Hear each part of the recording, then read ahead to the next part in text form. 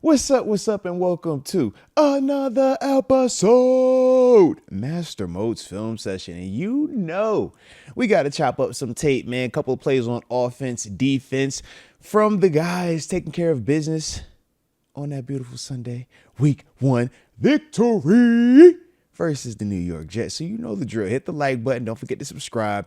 And now let's get it going. Oh, also, make sure you join that membership so you can get all this tape that's dropping. Don't want to miss any of these plays. The boom. But let's get it going now, baby. Let's go. All right, so on this first play, I like this a lot because, man, we're getting the pre-snap motion like we've been seeing with Arthur Smith. And this type of stuff does things to the defense. So we'll play it in full speed. Then after that, let's break it down real quick. But like I said, man, definitely like what I saw here. Nice job on opening touchdown. So to start it off, man, obviously the Steelers are in a 2x2 set. Calvin Austin, Darnell Washington to the boundary of the into the boundary part of the field, which is basically the shortest area or close area to the sideline. Opposite of them, they got the slot formation. DK Metcalf out by the numbers. Ben Skronik in the slot. So from a big picture standpoint, man, we're saying this is 11 personnel, 1 running back, 1 tight end, Darnell Washington. But when Ben Skronik is out there in the slot, number 15, he does block extremely well. So at times that plays as if he is a second tight end. So what I do like is also this. Because of that, it makes teams play certain types of coverages, cover 1s or cover 3s, right? Basic vanilla type of things. So we get the pre-snap motion, right? Calvin Austin bringing him inside of Darnell Washington. And we're doing that just to simply see if the defense is going to react and how much they react. The more they react in terms of guys running with him, it's man. The more there are less guys running and it's more pointing and looking, that's zone indicators, right? But we'll come back to why Calvin Austin releasing like this is going to be beneficial down the line, and we see it pay dividends in the same game. But with the run fake, man, it does a great job of pulling up these linebackers, and that is why you see Ben Skronik all the way wide open. I mean, it's beautiful to see. A couple of things to talk about, though. In terms of the passing concept, all this is 9-7-3 concept, okay? And what we'll do is this, man. When we're about 3-4 seconds into this play, I'm going to pause it right here, right where I got Darnell Washington about, was it the 19-yard line?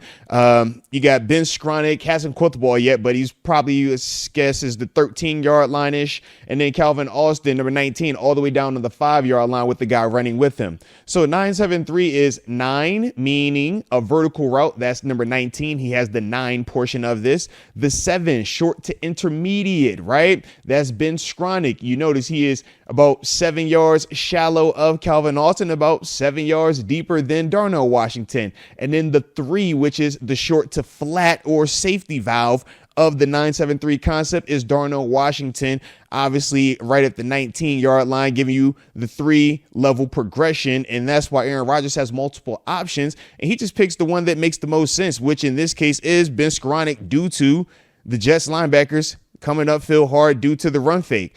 Early on in the season, man, guys' eyes aren't always as good as they want to be. I know everybody thinks that is just a Steelers exclusive problem, but it is not. You look at it from the end zone copy, you see both these linebackers, 44 and 56, heck of a player. But early on, that run fake, it sucks them up. And you pause it right here. Their eyes are in the backfield. One of these guys needs to go and contain Aaron Rodgers, right, in terms of chasing after him, making him pull it up. The other guy has to go look up Ben Skronik running across the middle of the field. You can see this corner over here pointing to say, hey, man, one of y'all got to go get this guy. 44 sees him late, but it's too late by then, and that's largely due to their eyes just not being good. But early on in the season, you can get away with this, man. We call them eye violations. Early on in the season, you could take advantage of this. This same play 4 weeks from now, those guys are going to see that and react way differently. But early on, nice execution, nice play call, nice catch by Ben Skronik. Get in the end zone, baby. Love to see it. Love to see it. And this play right here had us all jumping up out of our seats, man. We needed a big-time play, a big-time hit on defense. And, of course, 90 provided it. So we'll play it one time from the wide. Then after that, man, we're going to talk about this from the end zone copy. But hello, sheesh. That was gorgeous. Absolutely gorgeous. So from the tight copy, man, because like I said, I don't want to bore you with just the big picture of all of this.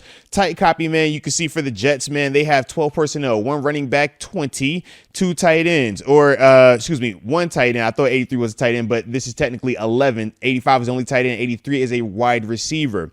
So same thing we talked about, right? Offensively, man, they're doing shifts, motions, pre-snap, trying to see if we're going to react. We're obviously not, but what I do like is this. It happened really subtle at the beginning of the play. Okay, I'm gonna rewind it back real quick. I want you to watch TJ Watt and watch Patrick Queen. They're communicating right now. It's subtle, but watch his hand. He briefly just, all right, and that's letting him know, hey, look, man, I'm about to take this quarterback. You're ultimately gonna hold for the or you're gonna stick inside for the dive. So with that, it just simply switches up the blocking assignment and it switches up the responsibilities for the defense in the sense of who is responsible for what player. Traditionally, the way that defenses play against the zone read concept, which is what this play is your outside linebacker runs and takes the dive, which is what 20 is doing.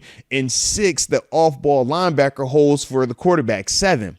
But because they had that quick little conversation, TJ and Patrick Queen pre-snap, you can see where they were on the same page here. And as long as you're on the same page, you can switch it up. And that is how you can be more effective versus this style of offense. It's just a challenge to deal with, especially in week 1. But I love the fact that TJ doesn't have any type of hesitation, and the angle that he takes makes Justin Fields a little bit confused because it's not a traditional I'm going directly at the quarterback. It gave the illusion that he was running towards the running back, but then puts the foot in the ground at the last second, and now his FaceTime Wi-Fi all the way lit the way that he smacks Justin Fields right here. Big boy hit. Love that. And like I said, man, early on in the game, man, sends a message, lets you know, hey, we hitting you out here, man. We're not playing around with you. But to the front side of this thing, what do we also see, man? Because we know he handed it off, right? So to the front side, what do we get? Man, we got good action over here in terms of stout D line plate, man. Guys hitting them, man, not allowing anything to happen in terms of offensive movement with that O-line.